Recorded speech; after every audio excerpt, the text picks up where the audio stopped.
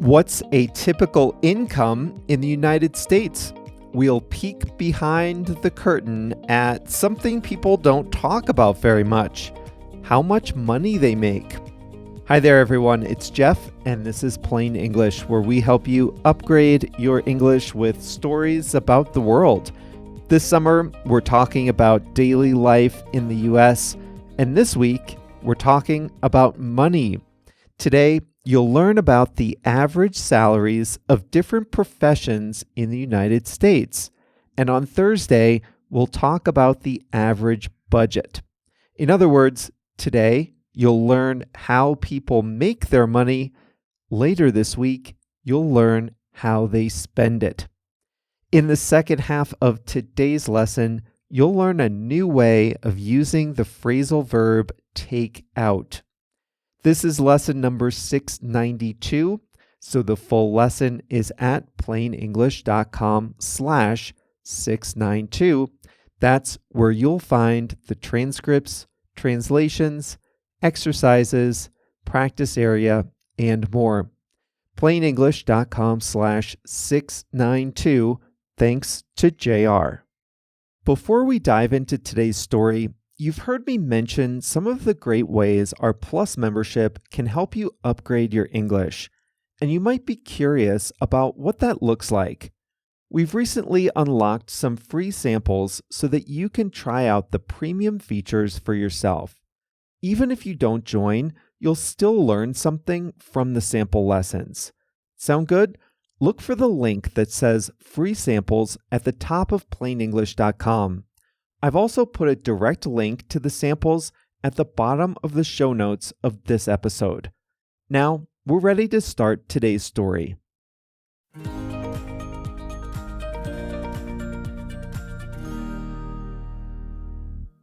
I'm not sure what it's like where you live, but in the US, there's a little bit of a taboo around talking about salaries. Most people, certainly not everyone, but most people don't openly talk about how much money they make. But in this lesson, we'll pull back the curtain and you'll learn about the average salaries for different professions in the United States. A few disclaimers before we start. I'm going to use round, approximated numbers from a variety of sources. This is not a precise scientific study. Second disclaimer. The US is a huge country. Some places have higher salaries than others, and within professions, there's a wide variety of potential salaries. So the numbers you hear today are broad averages. There can be big variations within these careers. And finally, we're going to focus on salary jobs. A lot of people are paid by the hour. Clerks in stores, restaurant workers, construction workers, contractors. Not everyone works full-time hours, and a lot of people own their own businesses, so their income is varied. But in this lesson, we'll be talking about the averages for full-time salary workers. Now, before we start, let me put some of these numbers in context for you. The median household income in the United States is about $75,000 per year, or $6,250 per month. That's the median. So half of households make less than $75,000 per year. Half of households make more. A household is everybody living in the same house, usually a nuclear family, but not every household is the same. So now we're ready. Let's start with some classic middle-class professions. teacher, and police officer. A public school teacher in the United States makes an average of about $65,000 per year. That's an average. A first-year teacher would make much less, maybe $40,000 to $45,000 per year. A police officer would make a little bit more, about $72,000 per year on average, so right at the median. Depending on the state and the officer's experience, it can be up to about $110,000 to $120,000 per year. So you can see how a two-income family might get to, say, $100,000 per year. You can have one full-time spouse as a police officer or teacher, and one part-time spouse making about half that, and that gets a household close to six figures.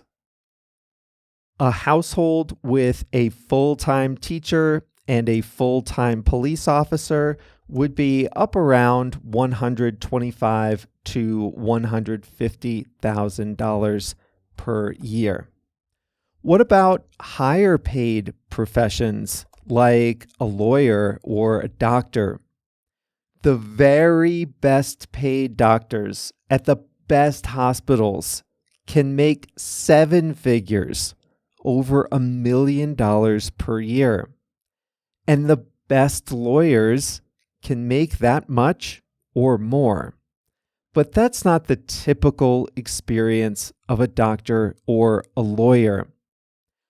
Internal medicine is the term used for a general practitioner, the doctor you probably see when you get sick.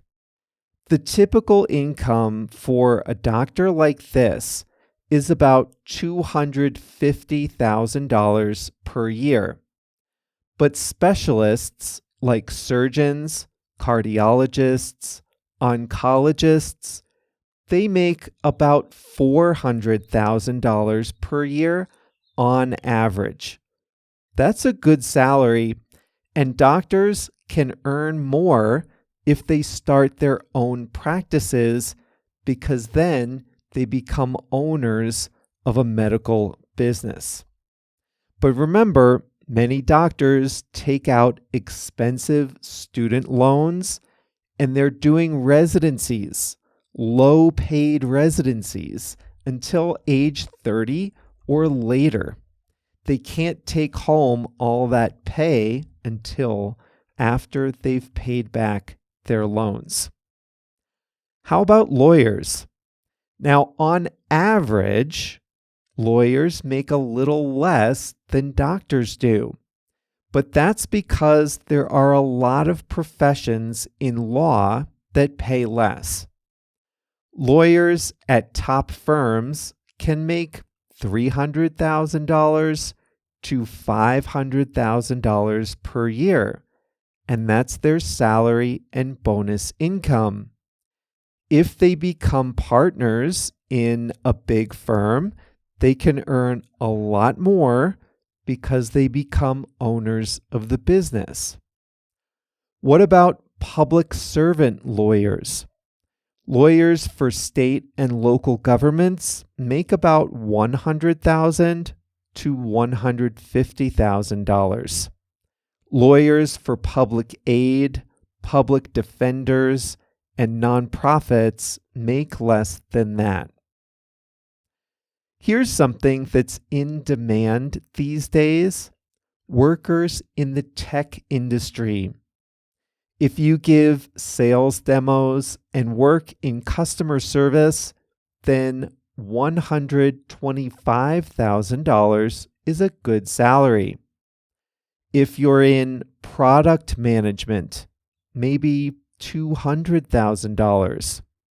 And if you're really good at coding, really in high demand, If you work in AI, then $300,000, $400,000 or more is not uncommon. And you might get a slice of stock in the company too. Let's take a look at a few other professions. Here are several professions that are all around the median, somewhere around $60,000 to $75,000 per year. Ready? A news reporter at a medium-sized newspaper, a manager of a restaurant or a retail store, and an insurance agent, someone who quotes and sells insurance policies. They all make around the median, so around $60,000 to $75,000 per year. What about the lowest paying professions? This is hard to pin down because a lot of these jobs are paid by the hour, and not everyone works full-time hours.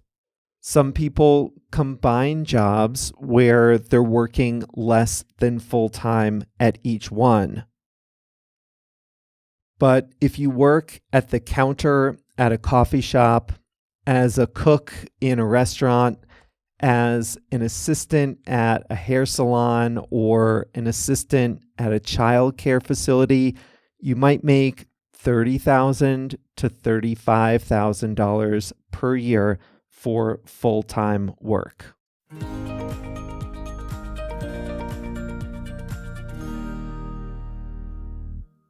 All right, hopefully that gives you an idea of what salaries are like for different professions in the United States.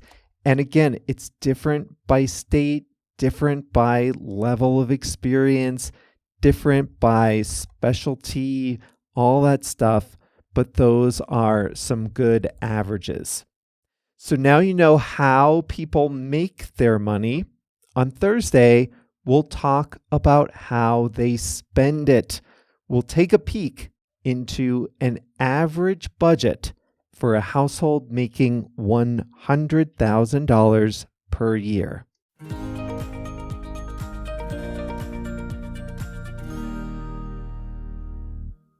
Today, I'm going to show you a very specific way of using the phrasal verb take out. To take out a loan or to take out an insurance policy means to obtain a loan or an insurance policy. Take out is used like this primarily with loans and insurance. So if you want to start a brewery, you need a lot of money. You need to buy all the equipment, rent the space, hire the staff. You might have to take out a loan to get started. That means you might have to obtain a loan from a bank to get started. If you take out the loan, you get a loan. In the US, most people buy homes with mortgage loans. So let's say you dutifully pay down the mortgage loan on your house for many years so that the balance is not lower. Let's also say the value of the house has risen. And now you need some money, maybe to renovate the house, replace the roof, whatever. Here's one thing you can do. You can take out a second mortgage. That's a second loan that's secured by your house. A different loan, usually with a different bank. And you can do this when your first loan is no longer a high percentage of your home's value. You can take out a second mortgage to pay for repairs. You can take out a second mortgage to pay expensive medical, legal, or educational expenses. You can even take out a second mortgage to pay for your lifestyle, like a great vacation, although I don't recommend that. Credit cards are a form of loans. You might sometimes say you'll take out a new credit card, although that's not as common. It's more common to say you'll get a new credit card. A business that has a lot of inventory might take out a revolving line of credit. That's a type of loan. That lets them use a little credit, pay it back, use a little, pay it back, kind of like a credit card, only for bigger numbers. Here's a great example of that. Car dealers take out inventory loans. These revolving loans help them buy the cars for sale. So the cars you see sitting on the lot, the dealer doesn't buy those with its own money. The dealer takes out an inventory loan, borrows the money to buy each car, and then pays that amount back when the car is sold. That's called a floor plan loan. And you can also take out student loans. In the US, education is expensive.